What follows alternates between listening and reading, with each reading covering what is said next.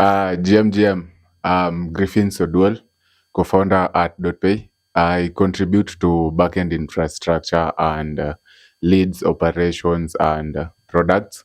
My main focus during the hackathon phase was to ensure smooth end-to-end flow, including onboarding, wallet setup, uh, top up, and cash out. I also was ensuring a simple, clear, and fast user experience.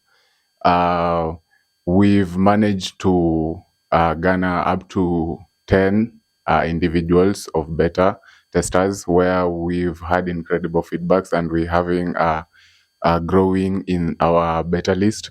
We've managed to set up our socials where we're having engagements with the public and not pay to the moon.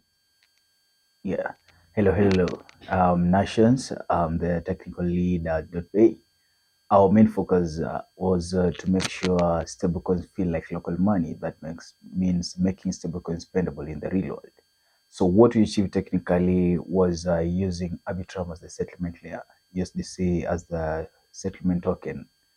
We achieved this also by integrating local mobile money network like M-Pesa, which is the dominant mobile network in Kenya. So it's possible for a user having an on-chain account to spend at any local checkout. Yeah, so that was what we achieved technically. Hi everyone, I'm Newton Silla, head of business operations at DotPay. So my main role is trying to bridge the gap between the technical expertise to the end user to the end user. So part of what I'm really doing is trying to look at the alignment between the strategic goals we have at DotPay and also with the growth and profitability. So I'll be taking you through in the through the pitch deck from right now. I'll be taking you through the product that we have built, DotPay, the private stablecoin native financial layer for Kenya. So, what is the problem that we are trying to solve, or the problem that we have currently solved is Kenya is still cost a lot of money or cost too much to move money in Kenya. So there are three problems that we really three layers of problem that we are really facing currently in moving money in Kenya. That is the forex exchange. Uh, Fees are too high. Kenya receives 4.2 billion dollars in annual remittances, but using the traditional payment rails, you find that the fees reach up to a point of 9%, 9% fees. So crypto or stablecoins, sorry, offer a cheaper rail but require technical expertise most users don't have.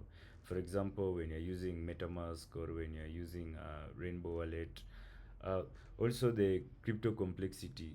Most users don't want to use the complex methods of storing your private keys, having a predictable gas fees, or even maybe having to bridge. Maybe you have USDC, but you have to have Ethereum on Arbitrum so that you can transfer fees, and also the long hexadecimal addresses.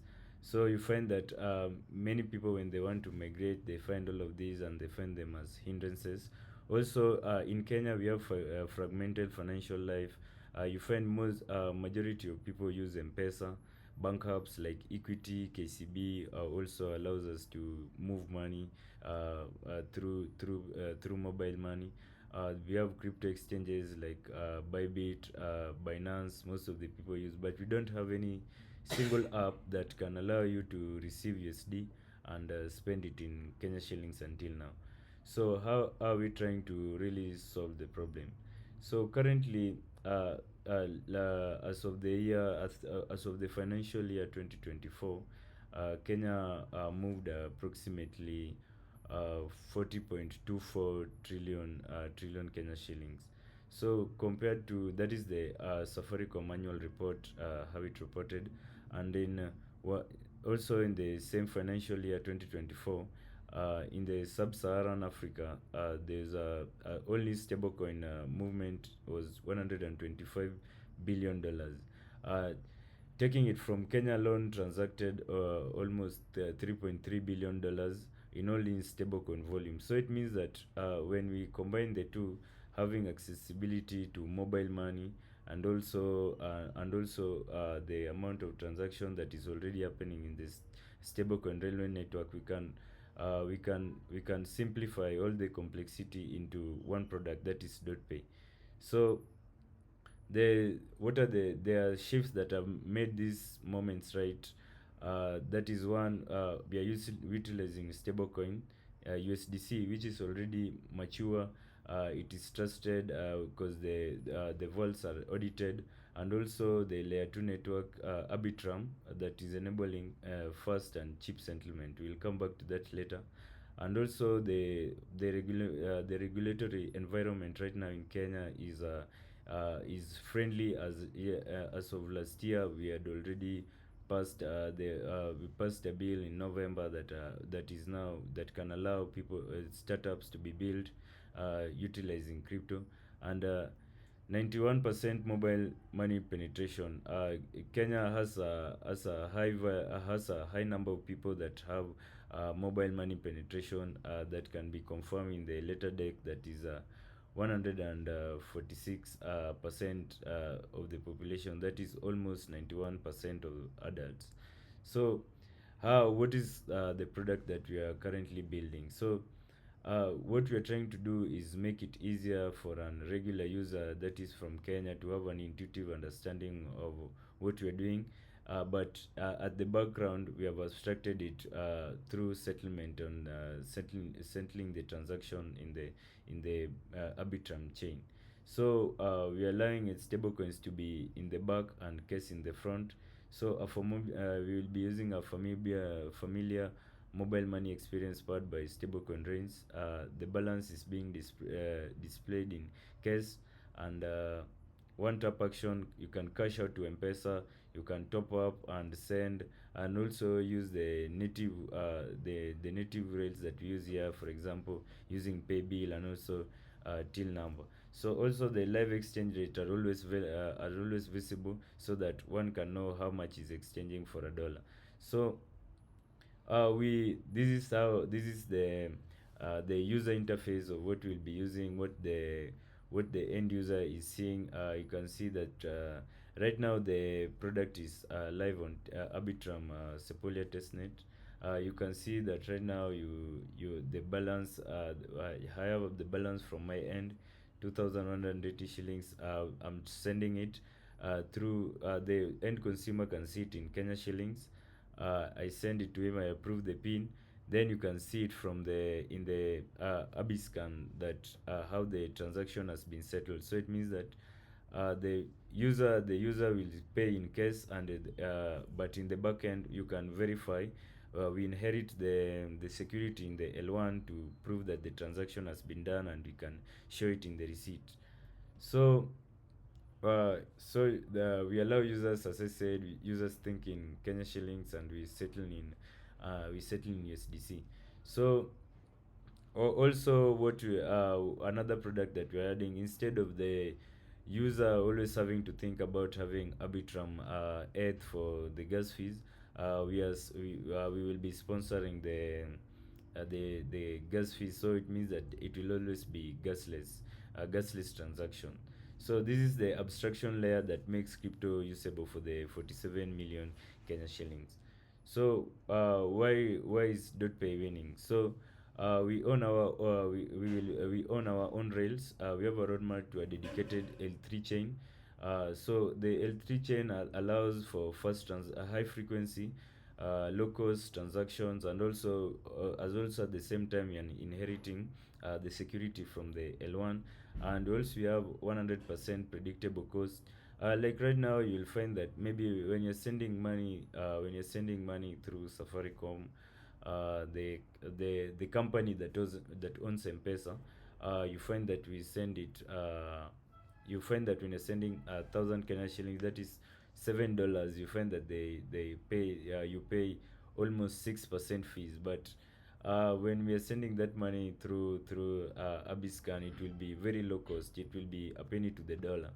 So we are also, the roadmap is, we also have Kenya shilling stablecoin. Right now we are still using at the background we are using USDC as the main stablecoin, but the roadmap later we are planning to incorporate Kenya shillings that will be pegged. We are also making it privacy focused. We'll be using the zero knowledge technology, and also local behavior integration. So currently M-Pesa allows us to buy airtime. You can also pay bills such as electricity bills, water bills that have their pay bills. We will also integrate all of those systems together. So how will we be connecting revenue for the how will we be connecting revenue for DotPay?